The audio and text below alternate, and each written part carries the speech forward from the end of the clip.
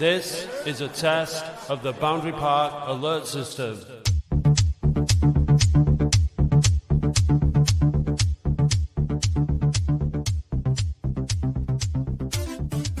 Hi, it's Sexy Dave for the Boundary Park alert system. Just here with, what's your name, pal? Dan. Dan what? You're now world famous, you're on the Boundary Park alert system fan zone. Sorry? Your last name? What's your last name? Oh, sorry, Hindley. What do you think of today's result? What are you going to be expecting? I'm hoping another home win, because at the end of the day we have not lost all season at home, and get 5 in a row. And are you seeing the change now, the positive change that Mickey Melon's been talking about in pre-season, or is there anything that you're not happy with? No, I think we look a lot more solid defensively. Just maybe a few more goals. Yeah. But, you know, we need an out-and-out forward, really. And with Alex Reid getting a goal in midweek, do you think he's deserving a second chance? Yeah, I think he does deserve a second chance, but I don't think Melon will give him that second chance. Well, that's it, isn't it? But what's the score then, mate? Come on, Dan. I'm going to say 2-0. 2-0? Yeah. Who to? I'm hoping Latics. Who's going to score? Oh, well, Fondot will pop up with one, won't he? Yeah, and the other?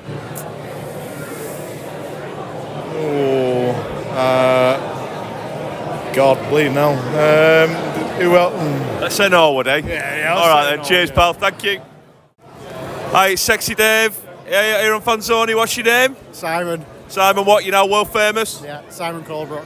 Right, Simon. 4 wins in a row, 5 if you include the National League Cup. Don't include it. Right, don't include it. Fair enough. What's today going to bring us? Should be a bit of a tougher challenge than it was than we've had the last couple of weeks. What, Forest Green? Well, yeah, but also that they were playoff finalists last year, weren't they? So They were. Good side, but they've not started this season too well. Hopefully 3 points. Excited about the new lad. Kane Drummond, yeah. Yeah. I think he offers us some, a little bit like Jez, but another option that we've not necessarily got. So yeah, looking forward to it. 3 points. So Simon says 3 points. Who's going to score and what's the score going to be? I'm hoping for 3-1, I think. I'm hoping Norwood bags. He needs a goal. I think that'll give him a bit of confidence. I don't think he'll start though, but we'll see. And the other two? Big Mikey, and let's give Tom Conlon one. I think he could do with one as well. Cheers, mate. I hope you're right. Thanks very much.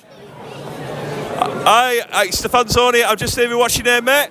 Nick Swift. Nick Swift, full name. There we go. You're now world famous. You're on the Fanzoni. Where have you travelled from? Because that's not an Oldham accent, is it? So we're all from the Midlands. However, I am an Oldham fan. These pair are Wolves fans. Right. There's a long story to why we're here. But Go on then. Well, not too long, but go on.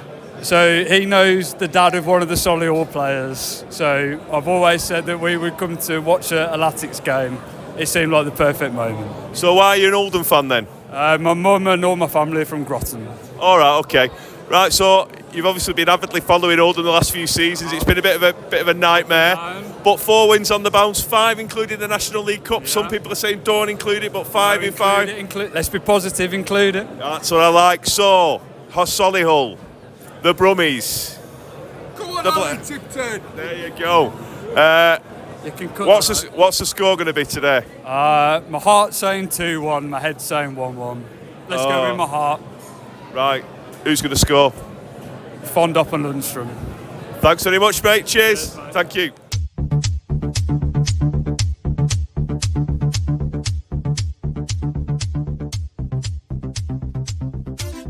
Hello and welcome to the Boundary Park alert system with its 4 green ticks of approval. We were after a 5th green tick, but unfortunately the football authorities this weekend deemed that we could only have 4 green ticks. Never mind, it's okay. 4 out of 5 is not bad, is it, Andy? Yeah, it'll do. I made the decision yesterday to join the VPN streaming club. I've not done it. I've been a good boy up until now, and I was a naughty allegedly, Andy. You've allegedly joined the VPN streaming club. Allegedly, and I knew as I was doing it, I was going to put the mockers on it. So it's entirely my fault. Listen, I've already blamed my brother's partner, Crystal, because she came yesterday because it was Tino's birthday. So my nephew's birthday. She came and said, "What score was it last time you came?" She said, "We lost 4-1." So it was all her fault. So there's stories aplenty of similar superstitions. But well, listen, we were anyway. Well, let's just do the fan guest. Let's get the fan guest into the show, and then we can talk about yesterday. Well, the fan guest has been on before, so we won't go through the whole cabal of questions. But is this your third time, fan guest? We should be. I think it's your third time. Was it your second? Can you hear me now? Oh, yeah, it's third time on. It's after 2 losses, and after another loss, actually 3 losses. So I'm typically coming on after a defeat to moan about so it's your fault. Oh, it's your fault then. There we go. No. Yeah, it's my fault. I'll take that. We should remember that, Matt, and then start inviting fan guests on who are lucky charms, because update your spreadsheet, Andy. Yeah, I will do. Yeah, I think I thought third. We should start presenting people with like a metaphorical like Boundary Park Alert System match ball when they do their hat trick appearance, because there's not many of them who've done 3, but he's done 3. I'm one of the lucky few that keeps getting asked back for some reason. Yeah. Well, that was until you just that revelation that you've been on after 3 defeats. I'd be very, very surprised to see you back on here again now. My wife's got a worse record because every time she goes to a home game, we tend to lose. I think her record's something like 9 defeats at home. And I've just barred her. Can't come. And that's not really worked. I don't want to. Yeah. Just before we kicked off, you were saying you had an update on your first match, because have you had some clarity? Have you found a programme? A little bit of clarity, because I spoke to me. Well, I'll tell you what, my name's Jamie, because I don't think everyone's going to know who this is. So, it's Jamie and frankly Mr. Shankly on Win the Blues. And Grim Up North if you're on X or Twitter. So, that's me. But I did have an update on my first ever match, because I think last time I come on, I think I said that I can't really remember my first ever match because I was so young. The first one I remember was Sunderland draw 2-2, I think, about 84. But my dad, I sat down with my dad and said, "Look, go on the podcast. Can you remember my first game? Because you know what I mean. I'd like to know it. You know what I mean." So, and he said, "You know what? I do remember it, because it was a match where Oldham had undersoil heating, and every match in the area were called off. So we did a bit of digging on Soccer Base, and it turned out to be 1981 Boxing Day, and it was Blackburn at home. We lost 3-0, but it was a typical Latics, because even back then, because we had 3 wins on the bounce." Massive crowd Boxing Day, and we lost 3-0 at home.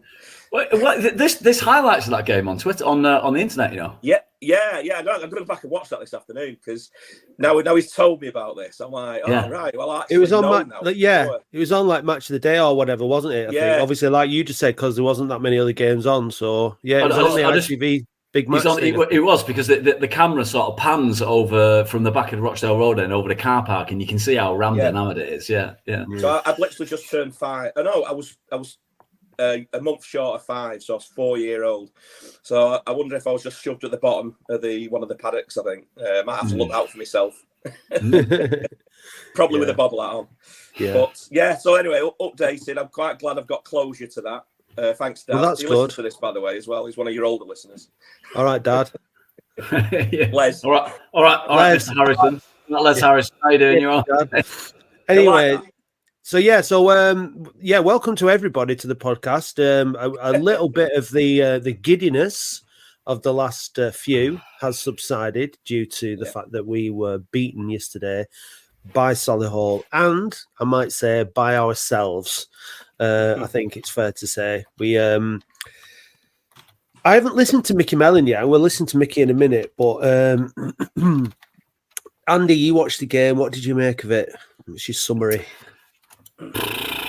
Well, I mean, that first half was pretty turgid on it. There wasn't a great deal going on. I have listened to Mickey's interview already, so I won't give that away as you're going to play it. But there was not much in it particularly. But then the second half was a better spectacle, wasn't it? There was like more end-to-end stuff going on, and we did miss a bag full of chances that, had we taken, the game possibly could have gone in a different direction. It's not like Solihull were a miles better side, particularly. We weren't really at it. We weren't play as well as we have done in recent weeks. You're allowed an off day. The defending was shocking, wasn't it? There's 2 of their 3 goals. I mean, that pass for the third one was a beauty, I thought. It's defence splitting pass. I'm not really going to complain about that. But the first, it could have been potentially offside. That might have been an issue. I don't think it was. Hard to tell from Rochdale Road, but you could see the replay on the TV, and I didn't look like when he hit the ball. It looked like their attacker was behind the player that was next to him, but our back 3 weren't in a straight line, I don't think. But the first 2, my God! I mean, we haven't conceded more than 1 goal in a game other than Aldershot, have we? So it's not like the defence has been very good. One bad day at the office, fair enough, but it wasn't great. I mean, we've got to talk about James Norwood, right? I don't know whether you want to do it now or later, but the elephant in the room. We've got to talk about the elephant in the room, haven't we? Like. Let's chat about Norwood after we listen to Mickey Melon. I just want very quick before we listen to Mickey. I just want to what our own quick views are on yesterday's performance and see if they align with Mickey. Like I say, I haven't listened to it. I'll just sum up mine before yours, Jamie. I just think that in the key areas yesterday we weren't good enough, and that's why we lost the game. I think that we like you said, didn't look like we were at the races. We looked sluggish. I thought Caprice looked like he was on another planet from the start of the game, and that made for big trouble for Ogle. I think the warning signs down that side were there early on, and I don't think they were necessarily addressed. Conlon had made had a nightmare for that first goal. I think it was the first goal where he just got muscled off it and let him through. I think it was Ogle. It was Conlon first, then it was Ogle. It was like that's why it was just such poor defending. It wasn't good at all. We missed some really great chances. Mikey had 2 1-on-1s again. We just weren't good enough yesterday. But and even though we controlled large periods of the game, again there was too many long balls. There wasn't enough, intricacy and passing and control and actually, a lot of long balls, a lot of crosses, and it wasn't working. There wasn't that plan B. That sort of like, even when Drummond came on, he looks like he'd thrive on getting on the end of a through ball. We really struggled to find any through balls with him. And we had Conlon on and we had Gardner on, and they're the players who were supposed to deliver, those kind of passes. He took Conlon off, which I think was warranted. I think we lacked the energy up in the number 10 position with Khan. I don't think he does that number 10 role well. I don't think that's his position. So I think we maybe Mickey got it wrong a bit yesterday. I think the players didn't get it right on the pitch. And it's like you said, and it's one of them games. If we go on another run and win 4 games and then lose 1, I'll be absolutely delighted. If we win 4 out of 5, then I'm not bothered. It's one of them days. We weren't good enough where it counted. Despite the opinions of Professor James Reid, who's arguing on Twitter with me at the moment, and we're not arguing, we're not bickering, we're debating whether it was good enough yesterday. He seems to think yesterday was good enough, but we just were unlucky. I don't think it was good enough because, defending is an important part of the game, and so is scoring goals, and we were poor in both of those areas yesterday. And I don't think we were good all across the pitch. I think we gave the game to Solihull. So I'm not annoyed or angry with the players. I think they all tried their best. I just think they were having an off day. So it's just one of those things. That's my 2-minute summary.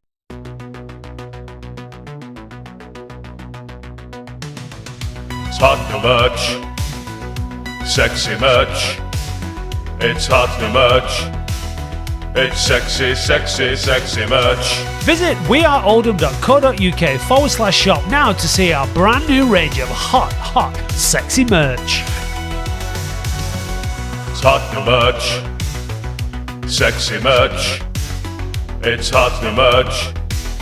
It's sexy, sexy, sexy merch. Mickey, is it fair to say we certainly had enough chances in that game, but it didn't quite happen for us today? I think that's an understatement, Al. I think, to be fair, we were sluggish, but no more sluggish than Solihull first half. We still had opportunities in the first half as well, where I don't think credit to Solihull to come here and score 3 times. Credit to them to come here and get a result. But I think from our point of view, they never had an opportunity in the first half. It was a bit sluggish, a bit huffy and puffy, but still had good opportunities.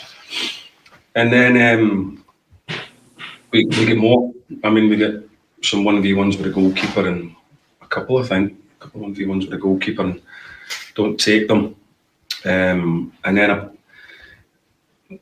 individual poor defending from probably all the goals that we'll be disappointed about. I mean, Solihull will probably be pleased with that, and that's fair play to them. But from our point of view, you can't lose 3 goals at home and expect to win games, and score twice and not expect to win games. If somebody said to me today, you'll score twice, I'd think, well, we're going to win now.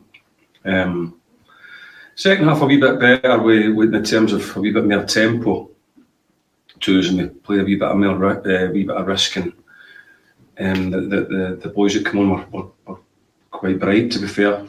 But when we get it back to 1 each, and you think, well, there's going to be plenty of injury time, but why there wasn't more, I don't know, because this season we've had some unbelievable amounts of injury time against us.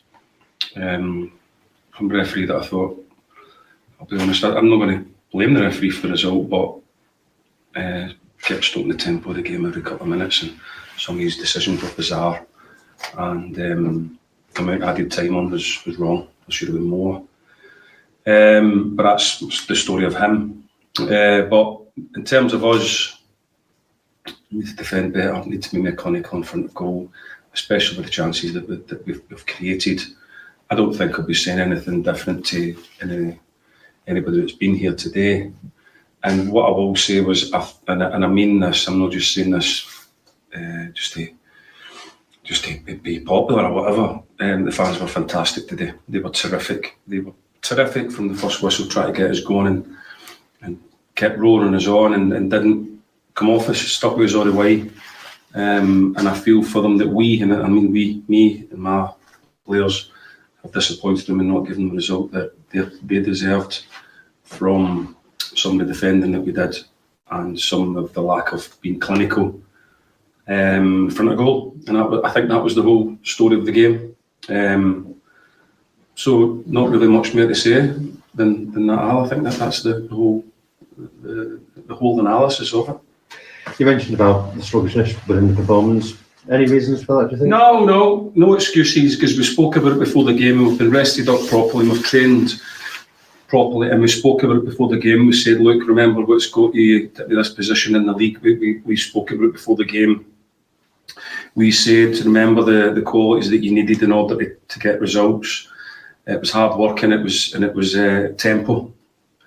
So we spoke about it before the game, and we said before the game that we need to find the tempo in the game. The tempo in the game would have been in the pressing today, and we from the front and then and behind that weren't aggressive enough to up the tempo. We come into the second half and we'd get one press and Mike was in and goal and probably should score. It shows you what can happen if you're right at it from the opportunities. But no excuses.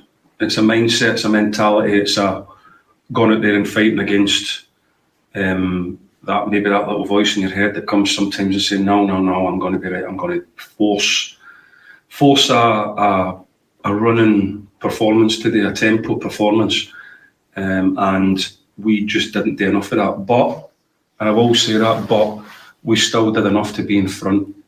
Solihull weren't any great tempo or anything like that. It was kind of slowed down and they kind of kept the ball in their own half, and there's opportunities to get after it. We never took them enough, but we still had done enough to try and get some kind of foothold in the game and some kind of lead in the game, but we weren't able to be clinical enough and take it. Well, that's shown after getting back to 1-1 that we weren't able to, or that we conceded so soon after that. Oh, it's crazy defending. 1v1 individual errors. It wasn't a whole team thing. Moments that come along and you've got to be good in. We weren't in that moment, and we got punished for it. Fair play to Solihull, they were able to do that, but from our point of view, it's basic defending, and we haven't seen that before. We've been better than that. But today, in the moments, because they're only moments, we gave ourselves an awful lot to do. So was your appearance for Ken Drummond on his debut? How do you think he did? I thought it was really lively, showed all the qualities that we're going to get from him, energy, enthusiasm. Got a foul against him, and I don't know what for, when he sort of ran through. Ridiculous decision. Another one, but no, he'll be a good addition to what we have here. And like I say, we're on a good run has came to at the end, and it hurts, and so it should. That shows you what our expectations are. But now we're on about now having a crap weekend like you should, and you lose games if it matters to you.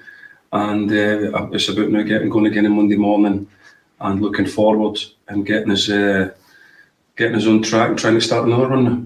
And just finally, just on selection, Norwood or Hammond in the squad. Any injuries within there with that early selection? Norwood has reported a calf problem. Who else is injured? Callum is injured. He'll be out for a couple of weeks. Sean Hobson, you know about.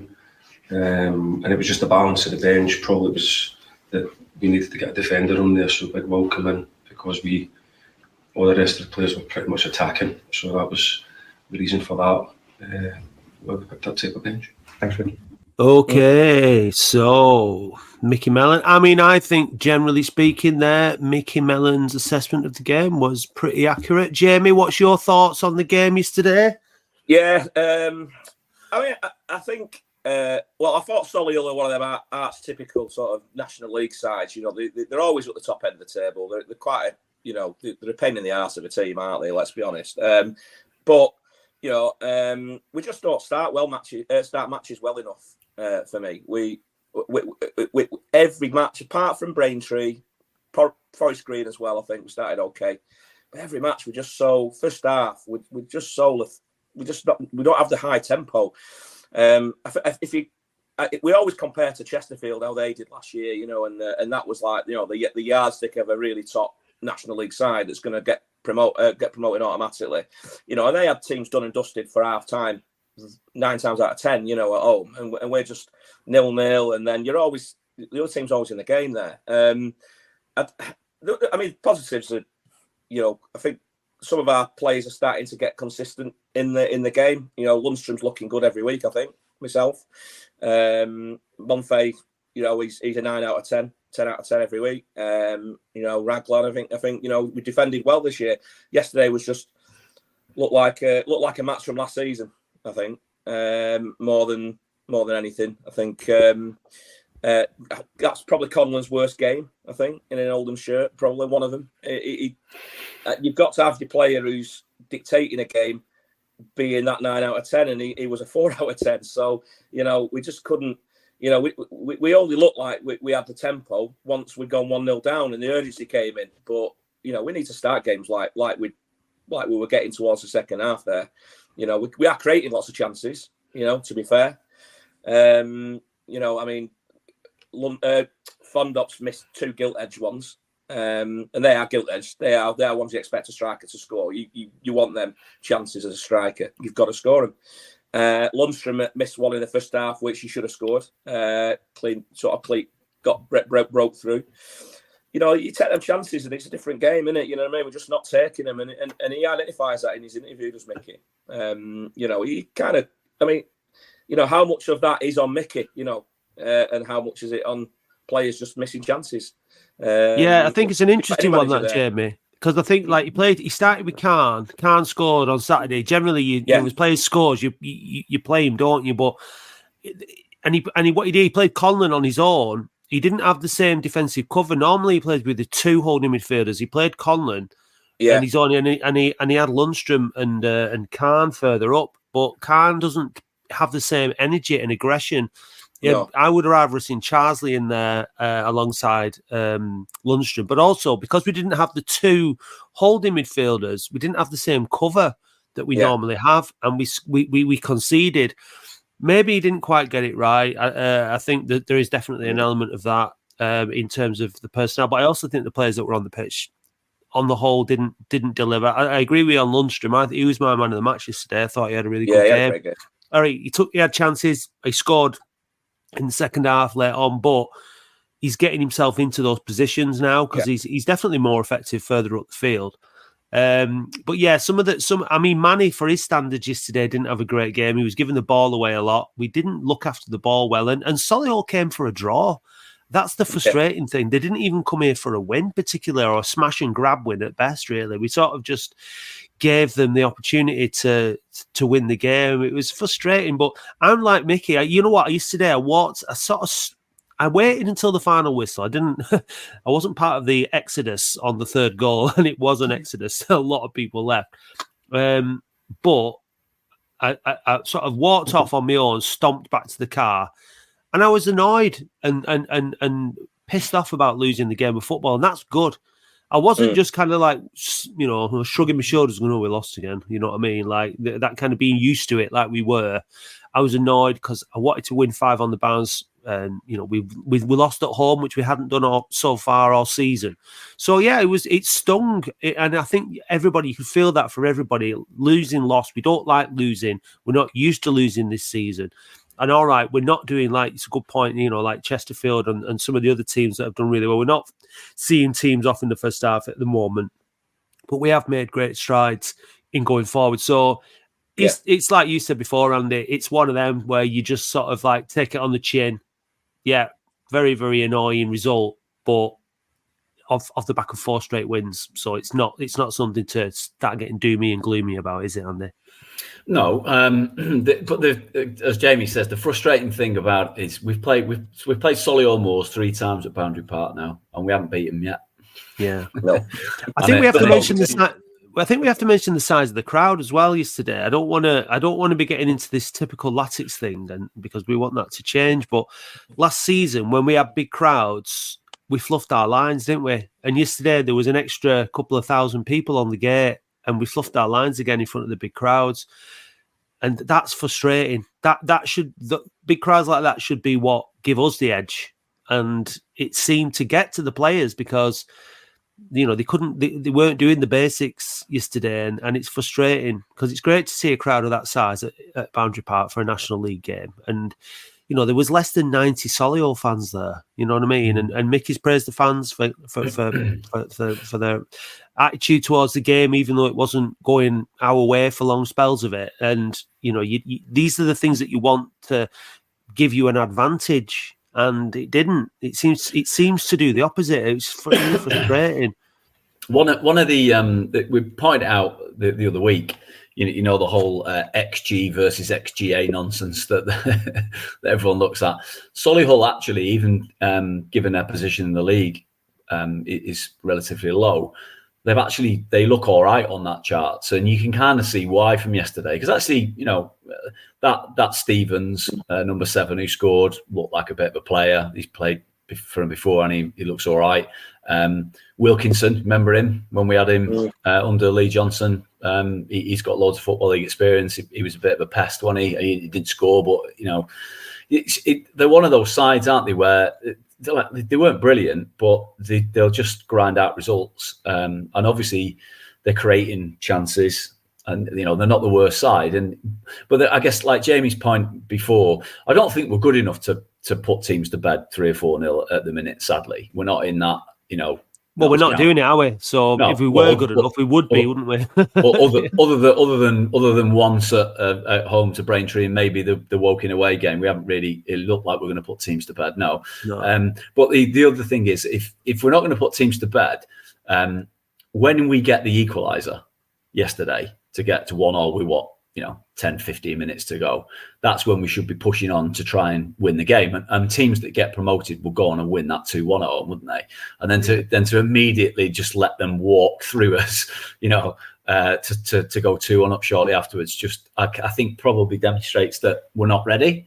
That second goal was the most frustrating one for me because we'd just got ourselves. What we'd found is once we get back on top in the game, we've fell behind a couple of times, haven't we? Gateshead and another match round about then. But we go hard then. There was lots of overloads, lots of, we're putting a lot into the box, and then they just got that sucker punch goal. You know what I mean? It was just so badly defended. It really grinds. At the first one, I think the first Solihull goal. Just go back to that. I looked back at it again last night because I actually missed it. I was looking at my phone and my dad bollocked me because he was like, "You didn't see the goal," and I was like, "Oh." But if you look back at it, it's such an extraordinary amount of luck that Solihull got. How the tackle went in and it just squirted straight to him in space. And we never get them rubs of the green, do we? In them sort of positions where it squirted straight to, one of our players just to knock into a virtually empty net. So it just sort of put us back a bit, that really, I think. And that second goal was just, it was just like last season, weren't it? You know what I mean? That we conceded them sort of goals all the time, you know what I mean? And we've got to, when you get back into a game, that's what you've got. You've got the only one, the only team winning that then is you. And it should be, but well, speaking of gilt-edged chances, he's a fan's favourite. We all love Mike Fondop, don't we, Andy? He's a great lad. He's our leading goal scorer, but he should have at least twice as many goals as he does this season because he's missed some really, really big chances. I'm not going to get on his back for it because there's no point in doing that. Like say he scored some big goals for us. He's in the right position. He just doesn't make it happen. Unfortunately, I think with Fondop, he's one of these players that if he's got a bit too much time, he tends to not make the most of it. If it's instinctive, he tends to put it away. Both those one-on-ones.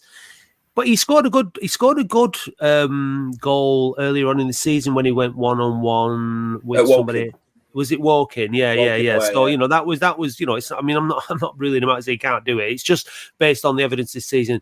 But Andy is absolutely itching to address the elephant in the room, which is James Norwood. So since we're talking about centre forwards, and I did do that on purpose, by the way, and link it to Andy. So there you go. Pass you the elephant and give you the opportunity to talk about it. And I've got to hit the target now and not miss. You see, Mickey said, I don't know what you two thought, but if you watch when Alan asked Mickey and he says to him, Norwood and all the players not on the side, any injuries to update, and he answers, Norwood reported a calf problem. He sort of looks at the floor as he says it. Like Andy, I believed every word of Mickey Mellon's interview apart from that bit. Yeah. I'm with you on that. It seemed to be there was something else going on in his mind, and when he was saying what he was saying, so it did seem a bit disingenuous. There was no eye contact to Alan. He looked at the floor as he said it. His body language and facial expression. He looked like my 11-year-old when I said, "Have you done your own work, Dylan?" Dad. So I mean, I'm privy to literally no information. It is entire speculation on my part. All right, but I'm not buying that. I think 47 years of experience of living on this planet and seeing people answer questions. I'm just not having it. He was in all the training photographs on Friday. There was no injury there that I could see, or he could have pulled up late. I'm not buying it. So didn't somebody said on Twitter that he'd ran a marathon on Friday and posted it on his Instagram story. Now I went onto his Instagram and I couldn't see anything about him running a marathon, but I did see him in his Barnsley kit in his profile picture, and that pissed me off. Well, it's been like that for ages. I know, but he's a Latic player. He's been a Latic player now for long enough. You know what I mean? It did annoy me yesterday when I saw that. It doesn't. I'll tell you what. He's not changing it because people have had a go at him for not changing it. Right? I think that's his character is. I don't know that. I don't know that. It can be as ballsy as he likes, Andy, if he's scoring goals, but he's not scoring goals, is he? So he needs to change his kit. So I don't know what do you reckon then? So what do you reckon that's all about then? Because you are known in certain circles as the Droylsden Poirot. So like, what are your detective instincts telling you? I think there is. I think Mickey is frustrated with him. And it will be about his attitude, I think. And I think yesterday was Mickey sending him a message and dropping him from the squad entirely, not even putting him on the bench, to say, look, I've signed Stretton, who didn't get a look in yesterday. I've now signed Drummond. both of these lads can play up front. And if you don't start showing me what I know you can do, because you've done it for me at Tranmere, then you're going to start going down a pecking order. Names and salaries mean nothing at this stage. You're going to have to start pulling your finger out. And I hope it gets the reaction that's required, because if it makes him sort of come at it with something to show Mickey, because he might feel he has nothing to show Mickey because of the history they've got together. But I think I feel like that's Mickey just sending him a bit of a message. And it's difficult because he had literally no pre-season, did he? He was injured on day one of pre-season, and then came back a couple of games, 3 or 4 games in. So he's not had a full pre-season. He is 34. So he's not 24, where he can probably pick up his fitness as quickly. He's a little bit older, a little bit more leg weary. So I'm not sure he's firing on all cylinders. This is where the sort of you witnessed me and Dave having a bit of a row in our where were you group on Wednesday for the phone in? You should have carried that on the phone, and that would have been funny. It was funny listening. You were both leaving voice notes for each other on WhatsApp, and having a bit of a ding dong, weren't you?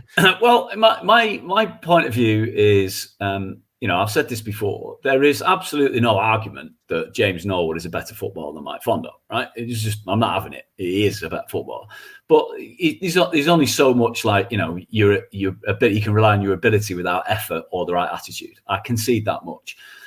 But, notwithstanding the fact that he hasn't had a full pre-season, which clearly will hold him back a little bit, when he's played, I don't think he's putting enough into the games when he's playing. And this is the point that I've seen loads of people say, those 2 chances that Mike Fondop missed yesterday could have won us the game. You think about that Mike Fondop chance at Altrincham at the end that he should have buried. That would have won us that game. So, but at the same time, Mike Fondop has won us the game against Yeovil and Forest Green. So, you kind of neutral on it. He wins your points and he loses your points. And a lot of people say, well, if James Norwood had been in that position, he'd have scored at least one of those 2 goals yesterday. And I understand that argument. But actually, the counter argument to that is James Norwood hasn't really been getting himself in those positions when he's been on the pitch. And that's part of the problem. So Mike Fondop he's working really hard, Mike Fondop. I'm not upset with the boy's attitude and work rate. I think it's exceptional. And some of his hold-up play yesterday I thought was really good. He was really strong on the ball. He held it up. He laid it off. He did everything right. And when they pressed and he picked that up, he seemed to do everything right, just lift it a bit high. Possibly could have kept it lower and the keeper wouldn't have got to it. He gave him a chance. I thought the keeper touched that onto the crossbar. It looked like it from TV anyway.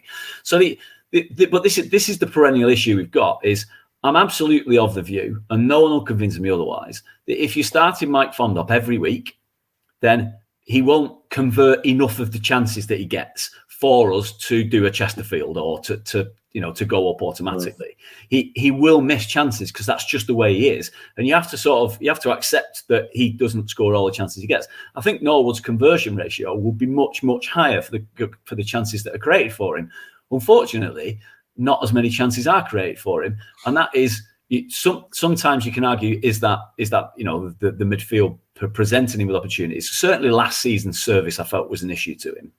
But Mickey seems to have corrected a lot of the service issues because actually, if you look at, we get a lot of balls in the box now compared to last season. I think the ball gets out wide and you've got overlaps going on. Ogle can put a ball in. Not every ball yesterday was great. They all cocked a few up, but Kitchen's playing well at the minute. He whips the ball in. But it's Fondop. It's Fondop getting on the end of some of them, isn't it? Which is my point. Is that I don't think to sort of like. I'm trying to be balanced with my argument. I'm trying to say I concede as much that Norwood is not getting in the positions to score the goals. So the delivery is not. That's got to be part of his desire as well, hasn't it? Whereas Mikey's desire is to try and get there. But this is the problem. So we've got one striker that should be able to score lots of goals in this league and this team isn't doing, and another player who will not score lots and lots of goals in this team is playing. So you're in a position where we're going to be wasteful, or we're not going to create enough chances. And the fact that he signed 2 other strikers in Drummond and Stretton, I saw some people saying, "Why is he signed another striker? We've got enough." And you're like, well, one of them will never play and should find another club. One of them thinks he's bigger than the club and isn't putting it in. Another one has got the right attitude, just isn't good enough. So the other one's 35 going on 36, and he's not going to play 90 minutes every week. So I guess we've got to look elsewhere. And like Mickey said in his interview, that Drummond looked like he's got something about him, didn't he, in the short sort of cameo he played? The thing is, we need to be building. We need to be building around our permanent strikers, really, because you've got loanees coming in, but they're only on 3-month contracts, right? So they may or may not stay. They may or may not be a success.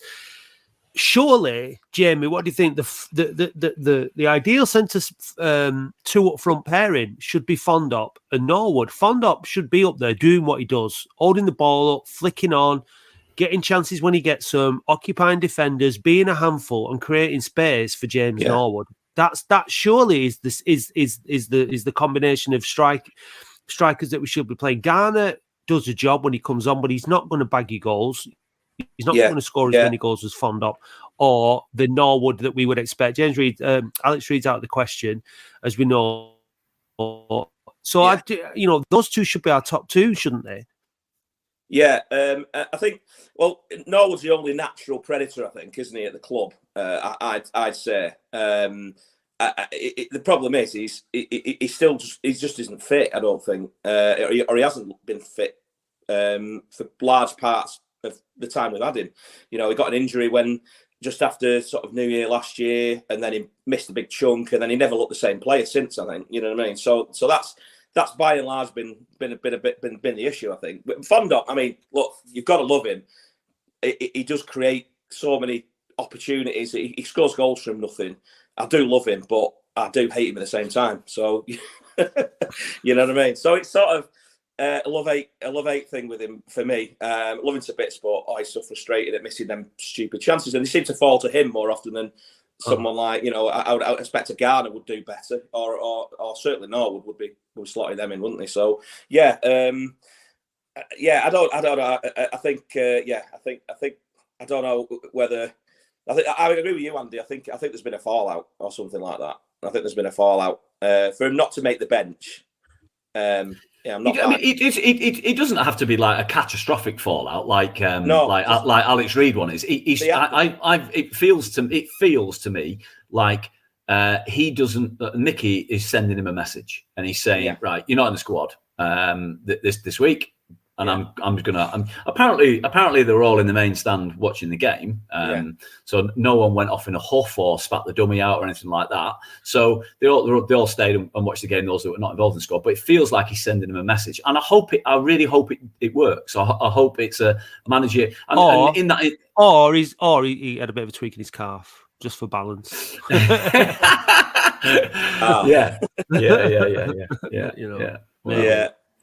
Yeah, I think this whole thing about getting into Fondop gets into these positions. He might not score him, but he gets into them, and he gets into them more than the other strikers do. So you've got to give him credit for that. And a striker's job is to get into those positions and then convert. So we need to see some of the other forward players getting more into those positions. But I think for me yesterday, it was Khan doesn't do that. He's not enough of a pest. He sort of was drifting wide. He was hooking up with Kitchen a little bit in the first half and playing more down that left hand side and wanting to put balls in. He doesn't offer the same kind of nuisance factor and the same level of press. When we played Forest Green in that first half, I was talking to my brother about it yesterday, and he was saying that's the standard really for an early type of performance. I mean, you're playing to sort of counter and stifle another team. When we played in the parts of the game against Gateshead, when we played well, we did that as well. We really forced them back. We've got to play high up the pitch, and Hammond and Lundstrom and now is coming into that role. Charsley, having those two lads in behind the strike, that was when we were playing with the front three as well. So maybe that could be more effective for us than playing two up top. I know a lot of fans want to play two up top, but if you're playing two up top and it's not effective, there's no point playing two up top either, is there? So were we slightly more effective when we had one player up and then two number 10s playing up higher? Maybe in some ways we were. Maybe that actually helps us because we're defending from the front. Maybe that's a bit of an advantage, and it's sort of like it negates this need for a long ball all the time, which we were reverting to yesterday. So look, Melon's seen all this. He knows, it's up to him to figure out now what the best way to play is on Saturday. Because I want to talk about Saturday coming up. I want to talk about the FA Cup.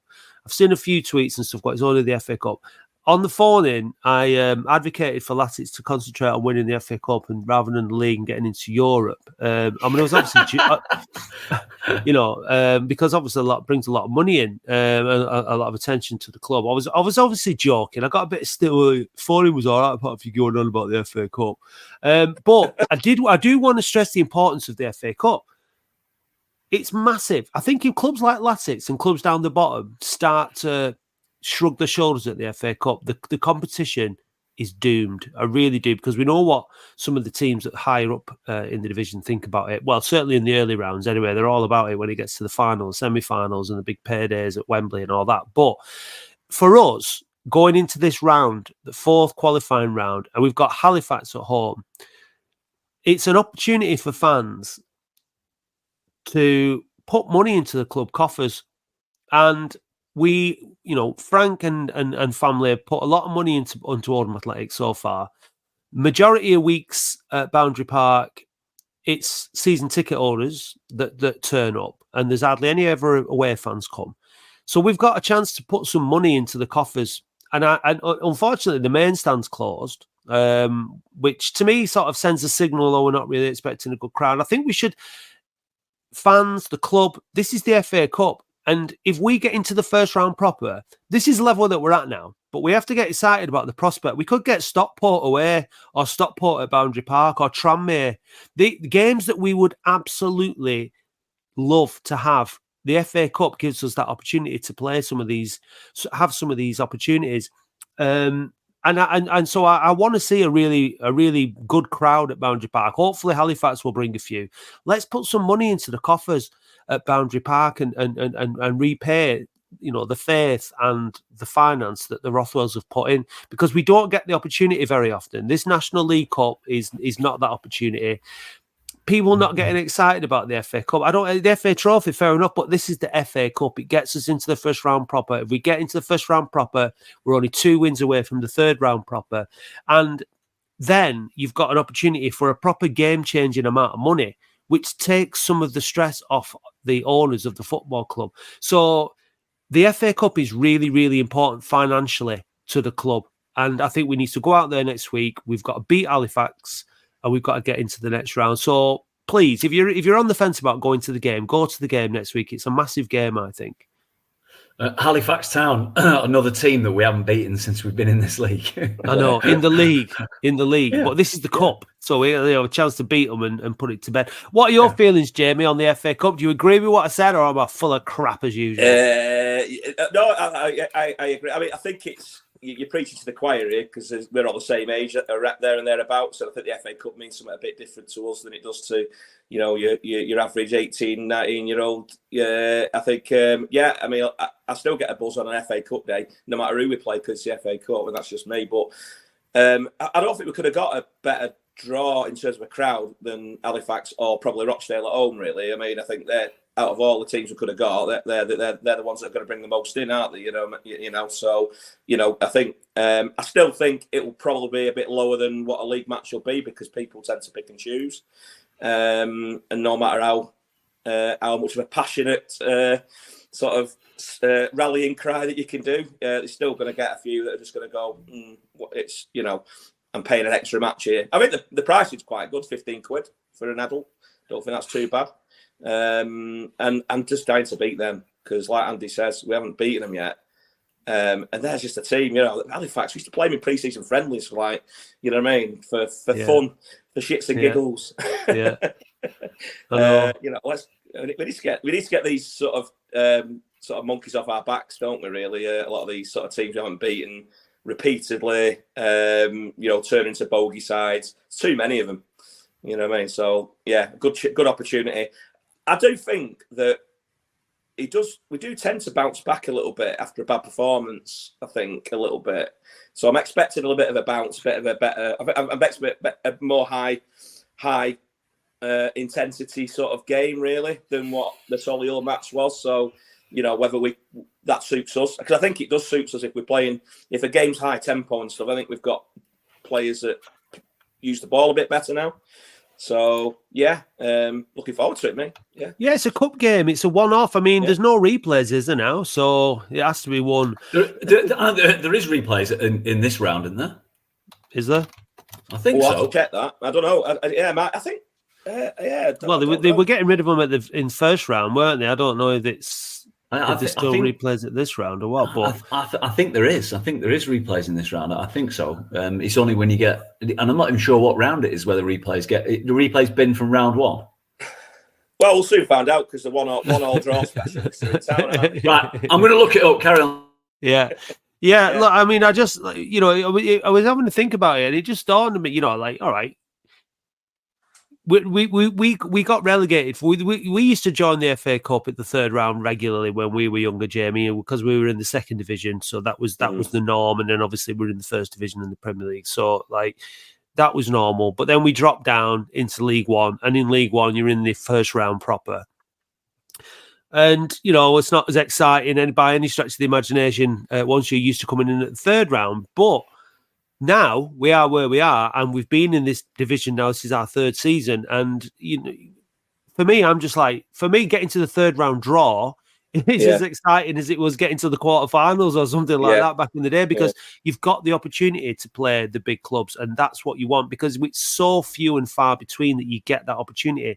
And now, since we've played in the National League, the opportunity to go to Edgeley Park or to Prenton Park or something like that in the cup, that would be it would be mint. We would all love to be able to go and give Tranmere fans a load of shit in the cup, wouldn't we? I mean, we live for that. That's what we live for. We pack the away in at Tranmere and give them loads of shit and have a great day out over in Merseyside, and hopefully do a job on them. Like that's the kind of thing that you want. That's what football's all about. That's what FA Cup's all about. It's about those one-off games. It's got the added romantic factor of Mickey Melon as well. So exactly. Exactly. So, I mean, it's written in the stars. Like we go there, we beat them, and then we get a nice, easy home draw in the second round.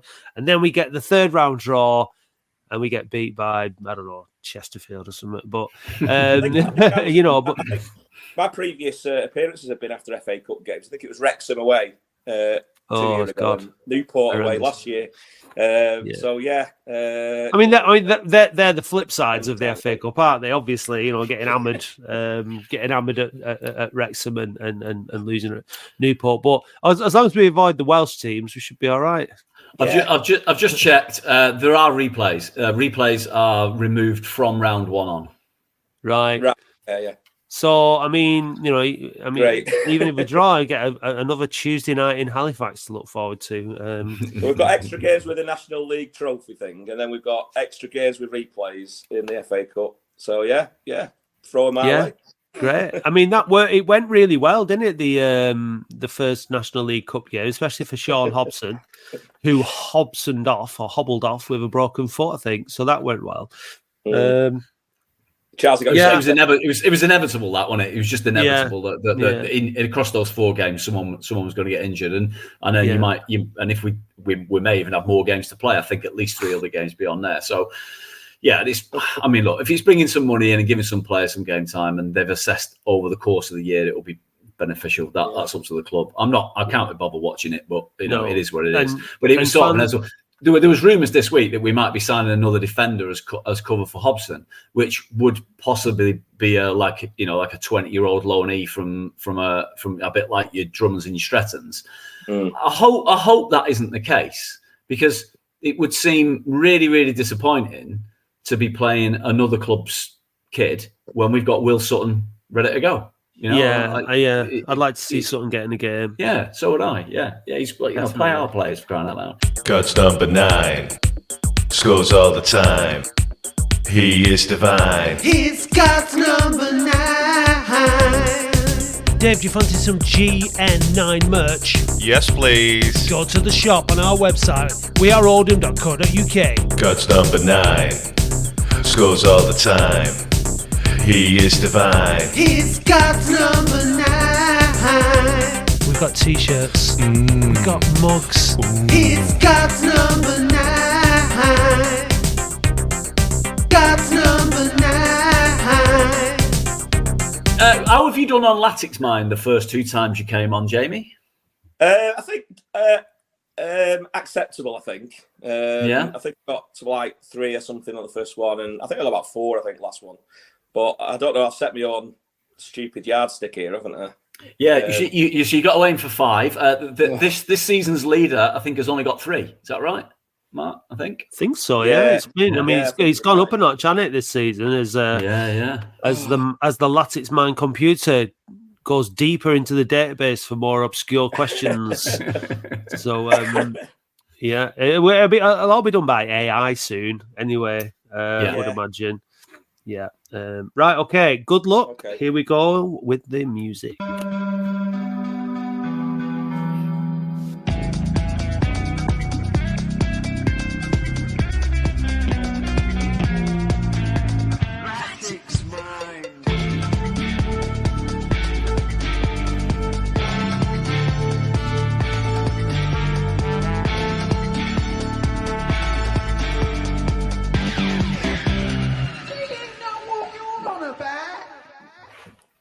Newish grounds. Who scored Latic's first ever goal at Chesterfield's new ground? Peter Clark.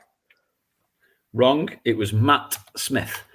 Who is Latic's record appearance holder this century? Will Ainey. Chris Taylor. Since Joe Royle, who has been Latic's longest serving manager?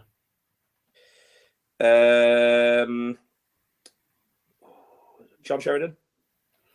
Andy Ritchie. Upsets. Who scored Latic's second goal versus Arsenal in the famous League Cup win in 1989? Nick Henry. Correct. Which former Southampton striker did Latic sign on a 6-month deal in January 2021? Pass. Old grounds. Who scored Latic's last goal at Highbury? Andy Ritchie. Graham Sharp. Which Swiss defender did Latic sign in the summer of 2013? Pass. Debut goal scorers. Who scored twice on his debut at Colchester on the opening day of 2014-15? Pass. Who scored a brace at home against Tranmere in April 2019? Bambula. It was Callum Lang. Which Irish team did Latic play in the Isle of Man in 1987? Dundalk. It was Galway United. Who was Latic's top scorer in the 22-23 season? Bloody hell. Fondop. Correct. Well, no. Seems to be a lot of questions then. It was quite fast paced. Well, you've got to get that's the way to play it. Is get through, isn't it? Yeah. It's just have a guess and get moving on. Yeah, but a lot of them fell in them last sort of 10 years span where it's older people like us, we can't remember stuff like that. Yeah, it's when you're a kid. No. So right, let's go through the passes. So you got 2 correct, and there were 3 passes, I think. Which former Southampton striker did Latic sign on a 6-month deal in January 2021? Matt? It's not even that long ago, is it? That's the amazing thing. When I read this question, I didn't know the answer either, and I was like, "Oh my god, I'd forgotten about that." No, yeah, I don't know. How do you be in double figures with these? Oh, easy, yeah. It was Marcus Barnes. Marcus Barnes. Who? Jesus Christ, I don't even remember. I don't even remember the name. Yeah, I mean it's one of those. I don't think it exists. It's under the Lems. It was one of those Lemsagam signings in January. Which Swiss defender did Latic sign in the summer of 2013? I mean, you even gave me a clue there. Swift, fast. God, Swiss. No, Swiss. From Switzerland. Like a Toblerone. Swift. I can't remember any quick defenders about that time. Swiss. Yeah, from Switzerland. Yeah, nationality. I don't remember us having a Swiss defender either. How about if I remind you, we scored in the Peterborough game when we were 4-1 down at half time, 1-5-4.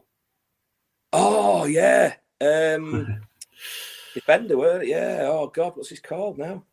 Genserit Kasunga. Yeah, I nearly said Kasunga then, but yeah. And you're going to kick yourself with this one as well, right? Debut goal scorers. Who scored twice in his debut at Colchester on the opening day of 14-15? 14-15. It's Jonathan Forte. Yeah. Kicking myself was the last goal at Highbury. One because Graham Sharp free kick. One of them. It probably was the season before. Richie scored when it was Division 1.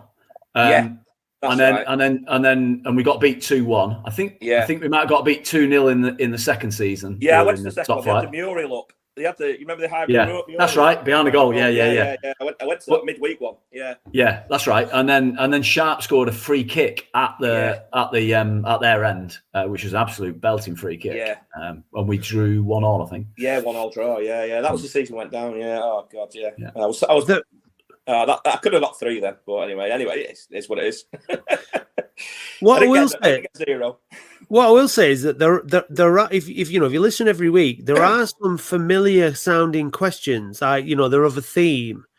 So if you were coming on, you could prepare like old grounds, new grounds. There are some of those things like that you could potentially get some points. Yeah, next time I come on, I'll have them all written on my arms. Like if you can be bothered. Yeah. Do some revision. Jamie, you're not coming on again. No. We've already worked that out. Yeah, we need to work out as many good omens and bad omens as we can to help. I might be relegated to the midweek phone in now. Yeah. Well, we need new callers every week, so please, it's not. Obviously, talking to Dave Bradley is a step down from talking to Andy Halliwell, but never mind. Anyway, thanks for joining us under the circumstances of another defeat, Jamie. Appreciate it. Yeah, another one. Another one. FA Cup on Saturday, guys. Everyone's really looking forward to that one now after the big up of the FA Cup. We'll find out on Wednesday on the phone how people are feeling about that. Don't forget to join us on our YouTube channel, youtube.com/@Oldham Fan Media. Thanks for joining us, guys. You're welcome. Enjoy the rest of your weekend. Everybody enjoy your week, and we'll see you for the phone-in on Wednesday. Hey, Dave, did you know that listeners can now buy us a coffee or any other kind of hot beverage? Ooh. What's your favourite hot beverage, Dave? A macchiato. And how do you like your macchiato? Black with lots of milk. Oh. No cream? No. Well, if you want to buy Dave a macchiato, then go to buymeacoffee.com/weareoldham. I'll just have a Nescafe. Oh, thank you, listeners.